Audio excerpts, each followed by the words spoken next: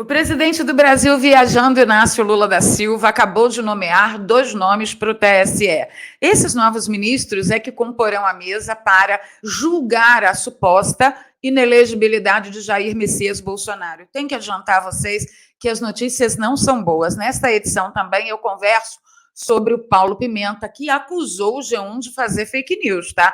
Ele disse com todas as letras que ele não é o Montanha da lista da Odebrecht, e eu quero explicar para você tudo direitinho. Mas como todo mundo tem um primo linguarudo, o Paulo Pimenta também já teve problema com um tal de um primo lá do Rio Grande do Sul, que denunciou o Paulo Pimenta em dar um golpe, um prejuízo de 12 milhões de reais nos arrozeiros da região. Fica comigo que a gente vai falar sobre isso e muito mais. Vou pedir o seu like logo agora no início do vídeo, o seu compartilhamento nas redes sociais e nos grupos de Telegram e Zap Zap. E se você não é inscrito no canal, você já está aqui mesmo, se inscreve e você vai dar maior força para a gente.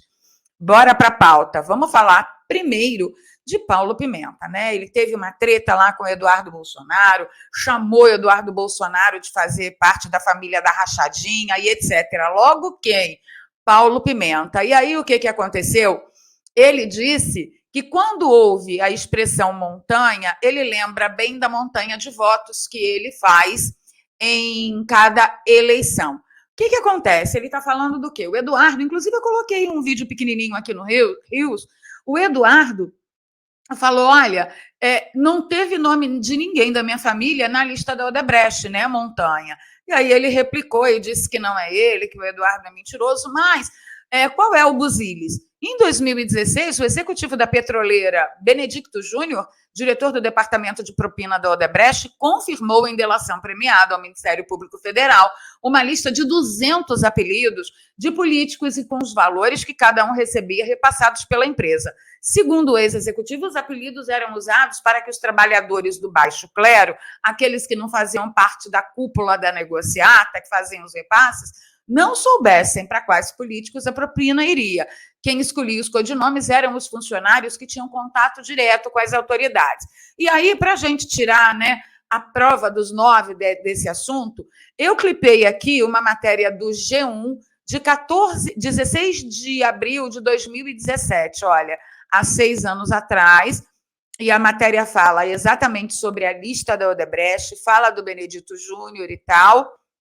E aqui a matéria começa a mostrar, ó, e aí vai do A até lá embaixo, e eu clipei aqui no M o nome do Montanha. Vamos dar uma olhadinha aqui, ó.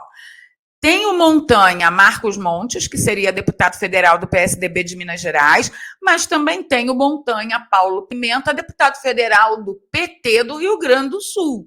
Então, assim, se existe algum tipo de fake news, meu amigo, não é meu, não é do Eduardo Bolsonaro. Todas as pessoas que foram delatadas neste acordo de delação premiada com o executivo da Odebrecht deveriam estar respondendo o processo. Algumas responderam, outras não. E muitas outras que responderam tiveram seus processos anulados, né? Vocês sabem disso.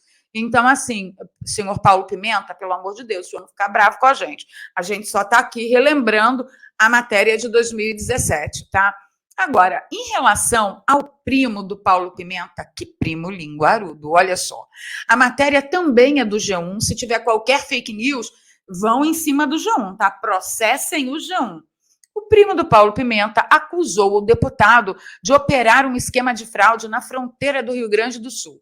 O primo dele é médico e veterinário, chama Antônio Mário Pimenta, é conhecido na região como Maico e diz que o deputado federal era operador de um sistema que lesou produtores rurais da cidade de São Borja em pelo menos 12 milhões de reais. Claro que o parlamentar negou as acusações. Aqui é o primo dele, tá? Eu vou dar uma lida na matéria para vocês. Vamos lá. Arrozeiros do município alegam ter sofrido golpe após vender a produção para uma arrozeira. Entregaram, né, a produção e cereais e não receberam o pagamento.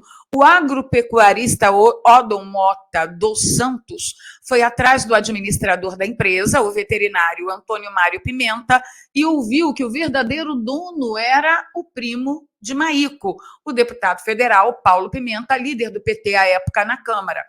Abro aspas aqui. Eu vasculhei Rio Grande, eu vasculhei Porto Alegre, vasculhei tudo que é parte que eu podia.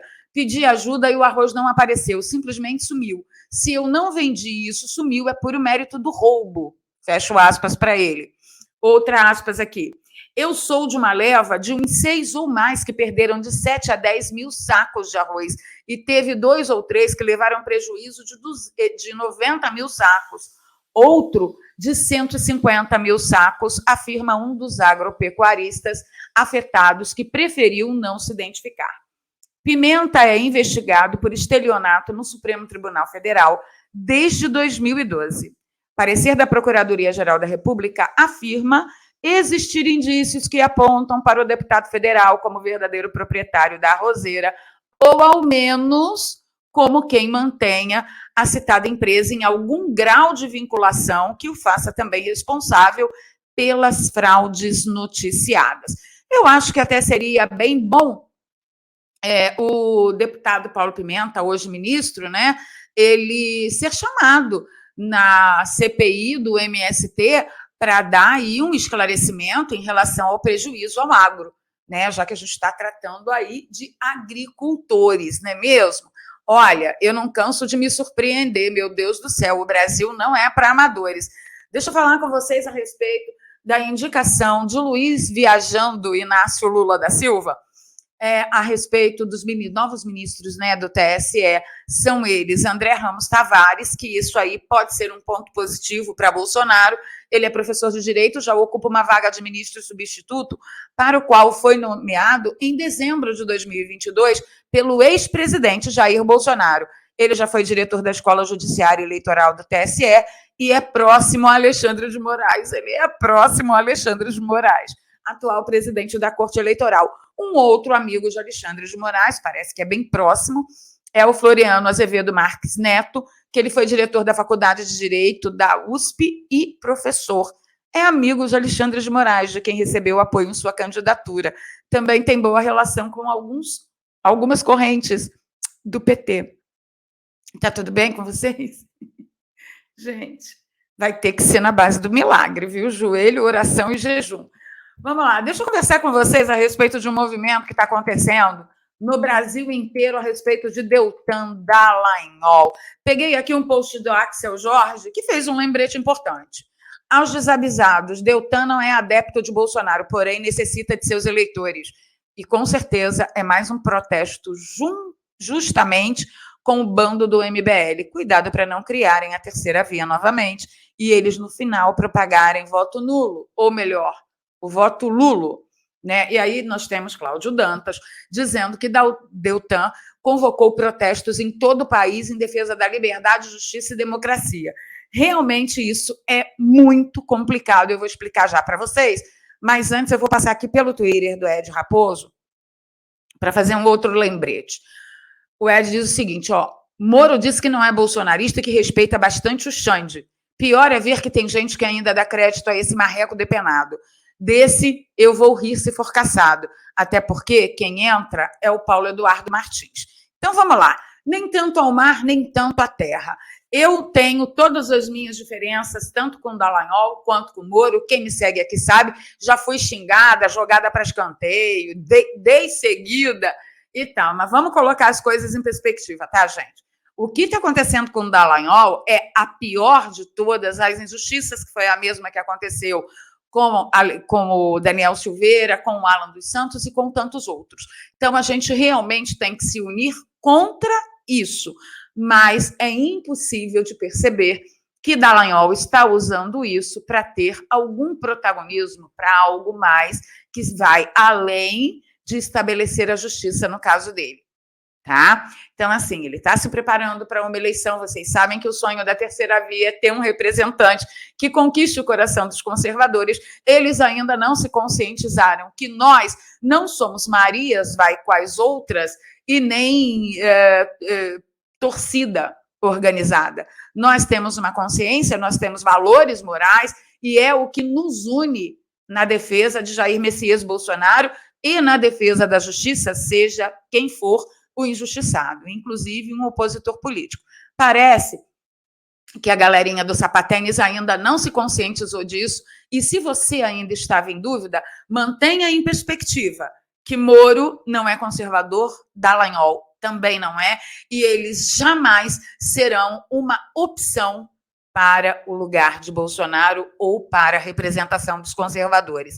Deixe isso em perspectiva e muito cuidado com o que você vai acreditar daqui para diante.